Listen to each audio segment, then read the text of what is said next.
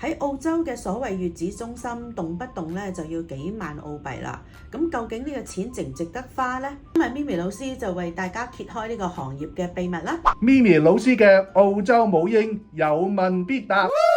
嗱，喺澳洲咧係冇一個叫做月子中心嘅政府牌照㗎。真正嘅醫療設施咧係需要通過非常之嚴格嘅審核㗎。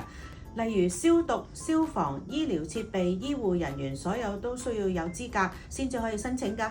而家大家睇到嘅都係一種 pack and go 嘅模式，佢哋係冇辦法將酒店裡面改裝變成合規格嘅醫療中心。喺裡面工作嘅人呢，未必係全部都有醫療資質㗎噃。酒店呢，就只不過係換咗一個地方去住。有一啲安全隱患呢，係要提醒大家㗎。